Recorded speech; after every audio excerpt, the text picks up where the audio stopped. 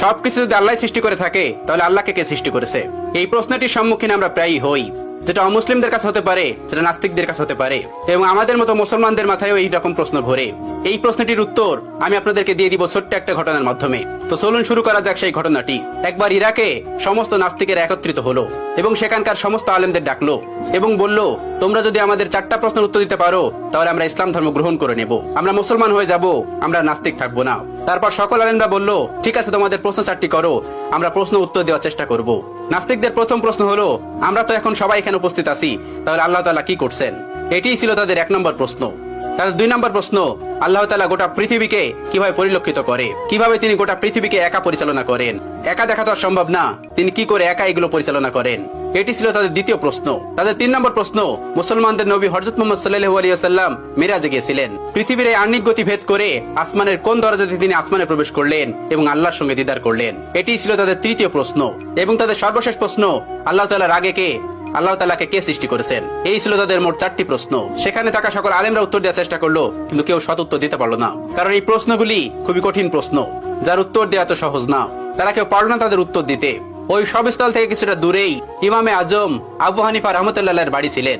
আপনারা অনেকেই জানেন, ইমাম আবু হানিফা রাহমাতুল্লাহ কাপড়ের ব্যবসায়ী ছিলেন। তো শহরের পাশেই তার বাড়ি ছিলেন। তার কানেই খবরটি গেল। তিনি জানতে পারলেন সবস্থলে এই ঘটনাটি ঘটছে। তিনি দ্রুত বাড়ি থেকে বের হয়ে সেই সবস্থলে উপস্থিত হলেন। তার বয়স তখন মাত্র 13 বছর। তখন তিনি 30 পারা কোরআনের হাফেজ। তিনি সেখানে উপস্থিত হলেন এবং তিনি পিছন থেকে বললেন, আমি তোমাদের এই 4টি প্রশ্নের উত্তর দিতে চাই। সবাই সেখানে অবাক হয়ে গেল, এই ছোট্ট বাচ্চাটি এই কঠিন কঠিন প্রশ্নের উত্তর দেবে? অবাক হয়ে তাকে ডেকে নিল এবং বলল, তুমি আসো। তিনি বললেন, আমি তোমাদের এই সকল প্রশ্নের উত্তর দিব। সবাই রাজি হলেন। তিনি বললেন, প্রশ্ন কে করবে? একজন দেখিয়ে দিলেন, ওই যে মঞ্চে যে বসে আছেন উনি প্রশ্ন করবে। চেয়ারে বসে থাকা ওই লোকটিকে আবু হানিফা রাহমাতুল্লাহ বললেন, তুমি যখন আমাকে প্রশ্ন করবে তখন তুমি আমার ছাত্র, আমি তোমার শিক্ষক, তাহলে আগে তুমি আমাকে ওই চেয়ারে বসতে দাও, আর তুমি নিচে দাঁড়িয়ে আমাকে প্রশ্ন করবে। উদ্ভট হলেও এটি তারা মেনে নিয়েছিল।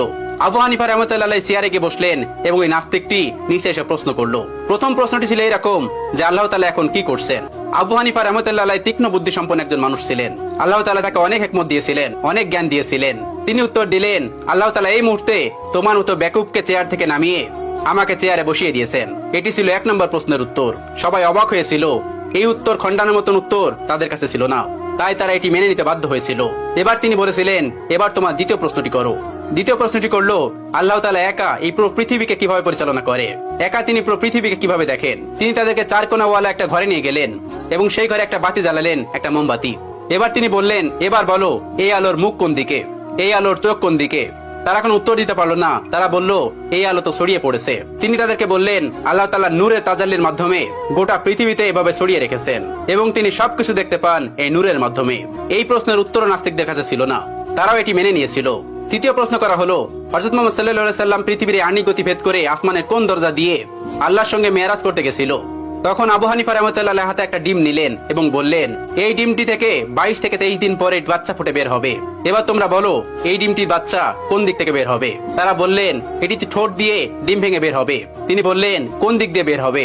তারা বললেন, এটা আমাদের জানা নেই। এবার ইমাম আবু হানিফা রাহমাতুল্লাহ বললেন, আল্লাহ তাআলা তার বান্দাকে আসমানে নিবেন কোন দরজা দিয়ে নিবেন, এটি আল্লাহ তাআলা ভালো জানেন। এটা আল্লাহ তাআলার কাজ, তোমার আমার কাজ না। আসমান তার, আসমানের যে কোনো জায়গা দিয়ে তার নবীকে আসমানে নিতে পারেন। চতুর্থ প্রশ্ন, যেটি সব থেকে গুরুত্বপূর্ণ, আল্লাহ তাআলাকে কে সৃষ্টি করেছেন? আল্লাহ তাআলার আগে কে? ইমাম আবু হানিফা রাহমাতুল্লাহ বললেন, তোমাদের মধ্যে কি এমন কেউ আছেন যিনি অনেক ভালো অঙ্ক করতে পারে? তখন একজন বললেন, হ্যাঁ আমি পারি। তখন তাকে বলল, তুমি 1 থেকে গুনতে শুরু করো। তখন সে গোনা শুরু করলো। 1 2 3 4 5 6 7 8 9 10 10 পর্যন্ত গোনার পর আবু হানিফা রাহমাতুল্লাহ তাকে থামিয়ে দিলেন এবং তাকে বললেন, এবার তুমি উল্টো দিক দিয়ে গোনা শুরু করো। তিনি গোনা শুরু করলো 9 8 7 6 5 4 3 2 1। এরপরে এসে সে আর গুনতে পারলো না।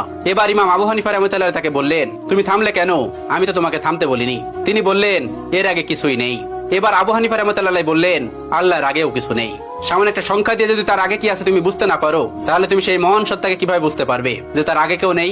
তোমার মাথায় এই জ্ঞান আল্লাহ তাআলা দেননি। এজন্য তুমি প্রশ্ন করো, আল্লাহ তাআলার আগে কে? আল্লাহ তাআলার আগে কেউ নন। কুল হুয়াল্লাহু আহাদ, আল্লাহুস সামাদ, লাম ইয়ালিদ ওয়া লাম ইউলাদ ওয়া লাম ইয়াকুল লাহু কুফুয়ান আহাদ। তিনি এক এবং একক, তাকে কেউ জন্ম দেননি, তিনিও কাউকে জন্ম দেননি। তিনি শাশ্বত চিরন্তন, তার আগে পরে কেউ নেই। এই ছিল আবু হানিফা রাহমাতুল্লাহ প্রজ্ঞা এবং জ্ঞান, যেটি দিয়ে তিনি পুরো পৃথিবীকে আলোকিত করে রেখেছিলেন তার জ্ঞান দিয়ে। এখনো তার কিতাব, তার দর্শন দিয়ে মানুষ ইসলামকে পরিচর্যা করে। আল্লাহ তাআলা আমাদের সকলকে ইসলামের পথে থাকার তৌফিক দান করুন, ইসলামের পথে চলার তৌফিক দান করুন, ইসলামের বিধানগুলো মানার তৌফিক দান করুন।